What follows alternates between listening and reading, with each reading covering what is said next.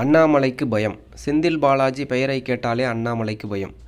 கரூர் தொகுதியில் திமுகவினுடைய கூட்டணி கட்சி வேட்பாளர் ஜோதிமணி அவர்களை ஆதரித்து வாக்கு சேகரிப்பின் போது கனிமொழி அவர்கள் பேசியது என்ன அப்படின்றத தான் இந்த வீடியோவில் பார்க்க போகிறோம்.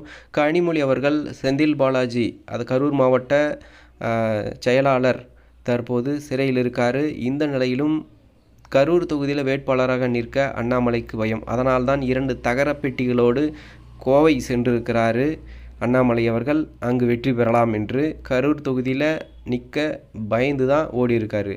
ஆனால் உண்மை நிலவரம் என்ன அப்படின்னாக்க, அண்ணாமலை கோவை சென்றாலும் கோவையிலும் அண்ணாமலை தோற்பது உறுதி. அது கடந்த கால வாக்குகள் சதவீதத்தின் அடிப்படையில் என்ன நடந்தது அப்படின்றத பார்க்கலாம்.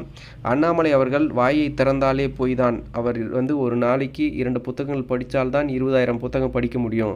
அப்படி பார்க்கும்போது நான் இதுவரை 20,000 புத்தகம் படித்திருக்கிறேன் என்று இஷ்டத்துக்கு பொய்யை சொல்லக்கூடிய நபர் அண்ணாமலை என்று சொல்லியிருக்காரு.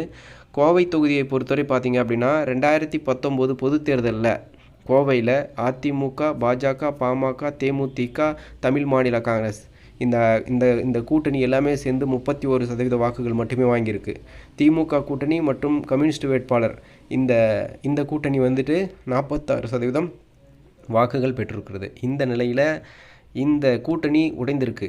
இதில் பாஜகவுடன் பார்த்தீங்க அப்படின்னா அதிமுக இல்லை, தேமுதிக இல்லை. இந்த நிலையில் அந்த வாக்குகளானது முக்கியமான வாக்குகள் சரிய வாய்ப்பு இருக்குது. ஸோ இந்த கூட்டணி எல்லாமே சேர்ந்தே 31% தான். இன்று அந்த கூட்டணியும் இல்லை என்றபோது அண்ணாமலை தோற்பது உறுதி. கோயம்புத்தூரில் 31% கூட பெற முடியாது என்று கனிமொழி அவர்கள் சொல்லியிருக்காங்க.